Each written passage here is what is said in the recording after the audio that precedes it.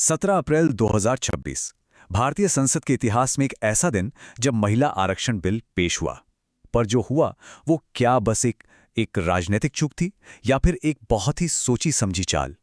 चलिए आज इस पूरी कहानी की तह तक चलते हैं और इस पहेली को सुलझाते हैं। और यही वो सवाल है जो आज सबके मन में है। सोचिए, एक ऐसा बिल जो देश की आधी आबादी को उनका हक देने वाला था, वो संसद में गिर गया। सरकार हार गई।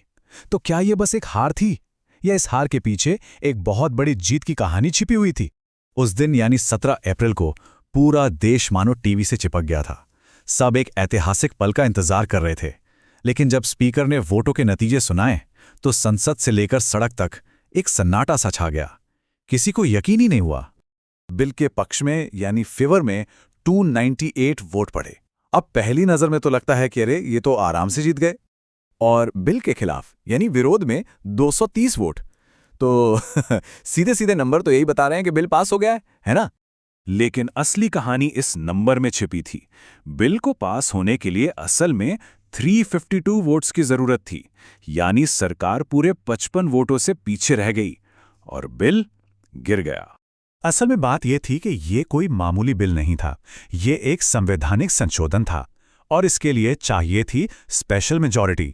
मतलब सदन में जितने भी सदस्य मौजूद हैं उनमें से 2/3 का समर्थन चाहिए। और बस यहीं पर सारा गणित गड़बड़ा गया।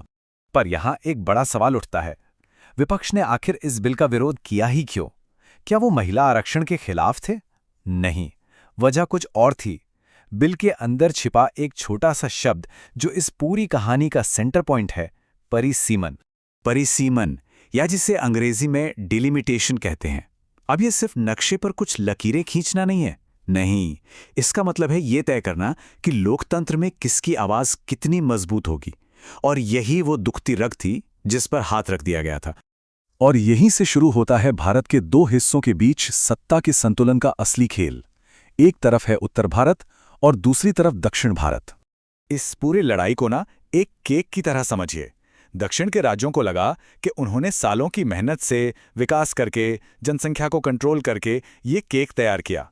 पर जब केक काटने की बारी आई तो सबसे बड़ा टुकड़ा उत्तर भारत को मिलने वाला था। क्यों?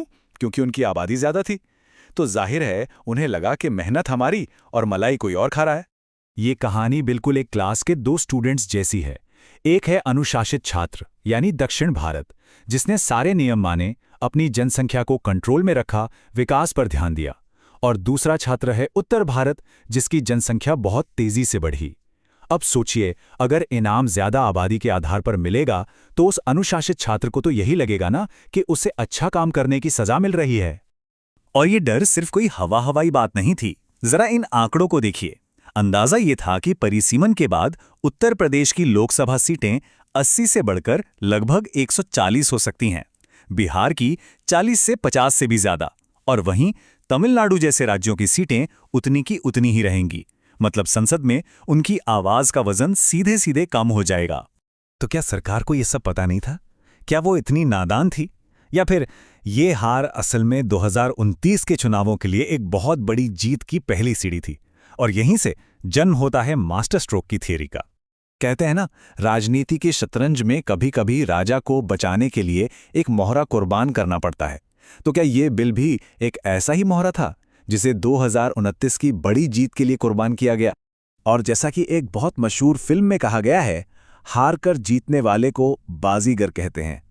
कई राजनीतिक एक्सपर्ट्स का मानना है कि सरकार ने ठीक यही वाली बाजी खेली है।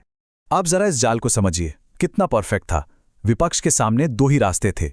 अगर वो बिल का समर्थन करते तो सरकार हीरो बन जाती और ऐतिहासिक जीत का सारा क्रेडिट ले लेती। और अगर वो विरोध करते, जैसा कि उन्होंने किया, तो सरकार उन्हें बड़ी आसानी से महिला विरोधी साबित कर देती। मतलब जिद भी मेरी, पट भी मेरी। तो इस सियासी शतरंज में चालें तो चली गईं, शह और मात का खेल भी हो गया। लेकिन इस सब के बीच जो असली मकसद था वो कहीं पीछे छूट गया और इसकी कीमत किसी और ने चुकाई। और नतीजा क्या निकला? महिलाओं का 33% आरक्षण एक बार फिर से ठंडे बस्ते में चला गया। 40 साल पुरानी लड़ाई आज भी वहीं की वहीं खड़ी है। हाँ, सरकार को 2029 चुनाव के लिए एक जबरदस्त मुद्दा जरूर मिल गया और विपक्ष ने भले ही दक्षिण के राज्यों के हक को बचा लिया हो, पर उन पर महिला विरोधी होने का ठप्पा लगने का खतरा बढ़ गया है।